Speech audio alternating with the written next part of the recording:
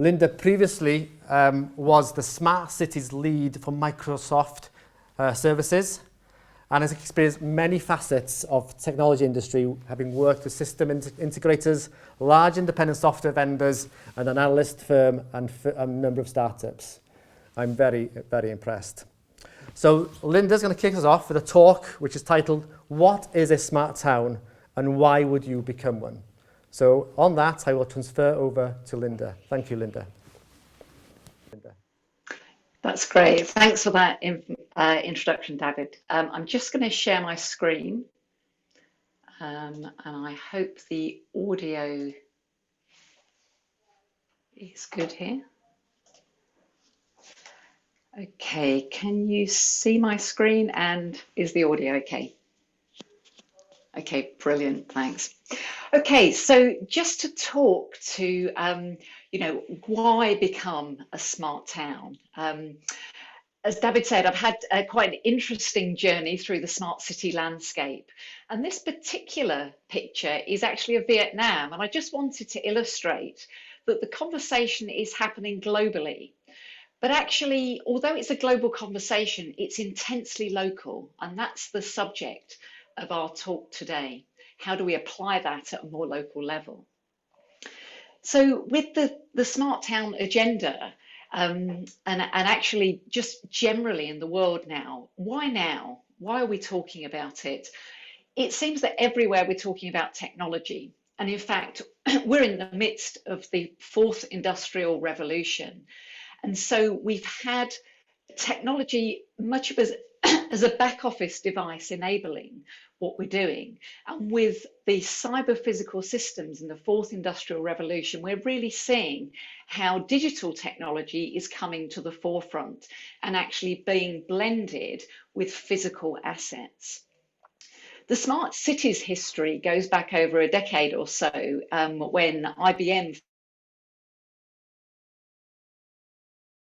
first started to coin the phrase smarter city in mainland Europe, in Barcelona.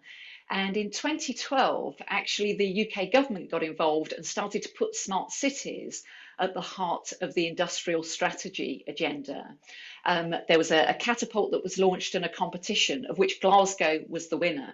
And Glasgow built a great foundation for smart cities, which has now spread throughout the region. And we're going to hear Wendy talk about Aberdeen later on.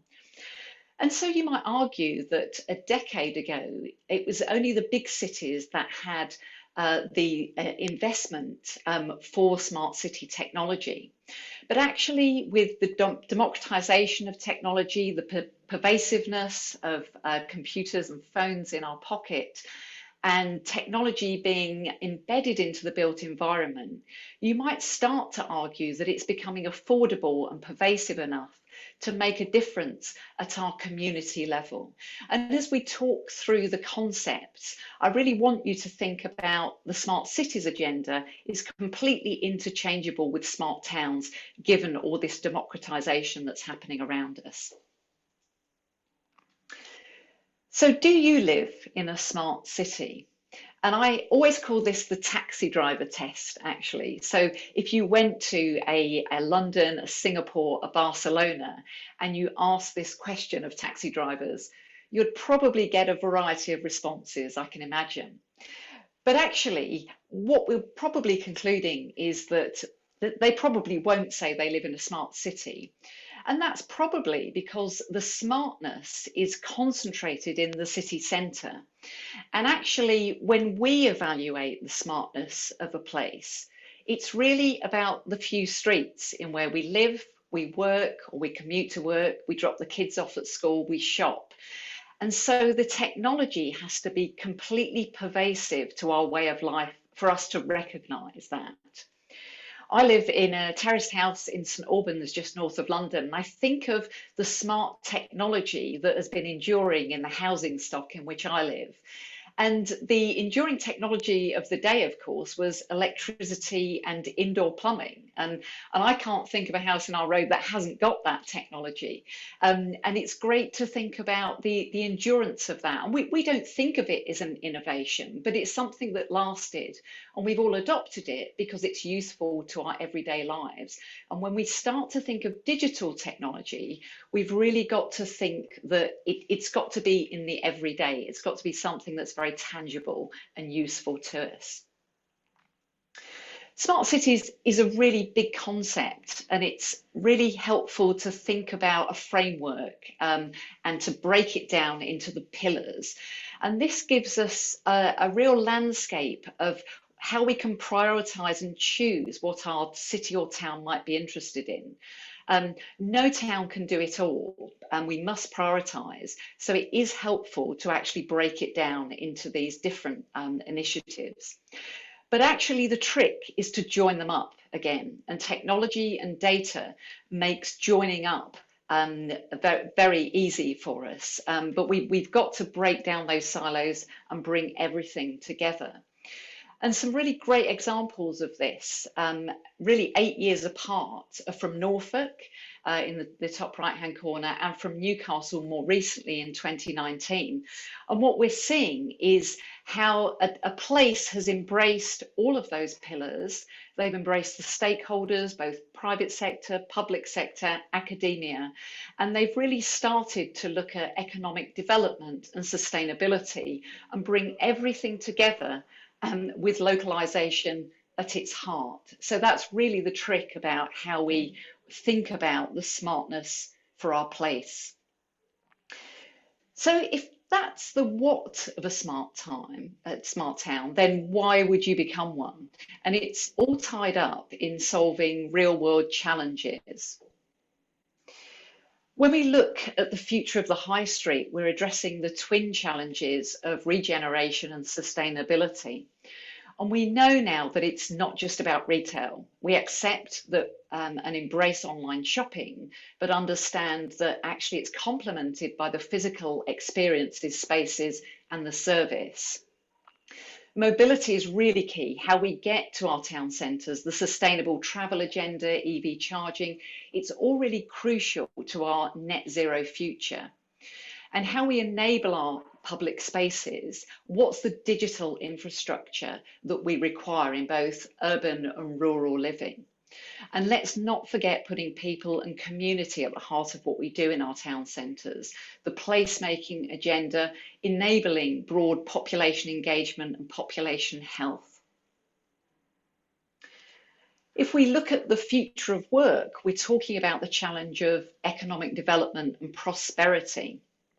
Recently, there's been a lot of interest in the concept of the 15-minute city and how all our needs can be met within a 15-minute sustainable journey from our homes. And that's somewhat of an aspiration, but it does include the workplace. And many of us currently working from home have probably less than a 1-minute journey to our workplaces.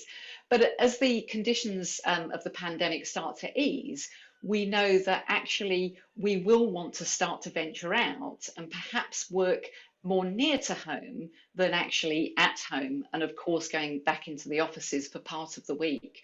And that might be as simple as a coffee shop on your high street. The concept of the 100-mile city is one of economic influence and the benefits that can accrue from having a condensed centre that spill out from that. And actually the 100 miles is really an economic influence area, which is around a travel to work area. But if digital is our medium of travelling to work, then actually the economic influence can be argued to be global in that respect. And also, rather than concentrating our work in cities and city centres, why not embrace a network of our polycentric towns and communities and a variety of physical locations in which we can work? And I call this work local, and I know it's something that the Welsh Government are particularly focused on in the Transforming Towns agenda. And I think the final challenge that we need to look at is around the future of ageing.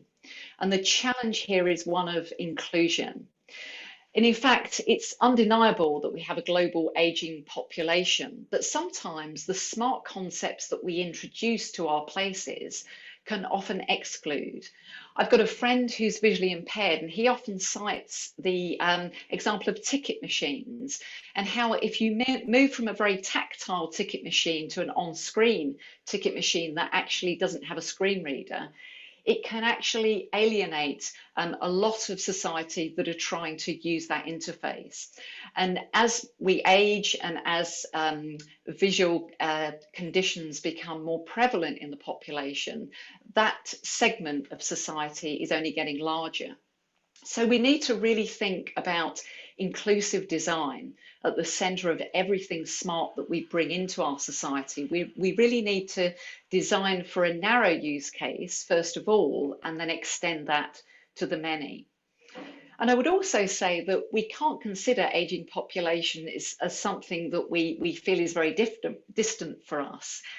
We're all aging, and we should start to think about how we want to design towns and cities for our future selves, how we would like to live that future life and enable a more tech-savvy generation that's coming through. And so there are many definitions of smart cities and smart towns, but I really like this one from the British Standards Institute. And I think it speaks to the topics that we've covered today in terms of integration, how we start to cross all those pillars and silos of towns. We talk to the physical, the digital, and the human coming together, very much this cyber physical of the fourth industrial revolution. And it talks to sustainability, the future of the high street, prosperity and the future of work, and inclusivity and the aging population.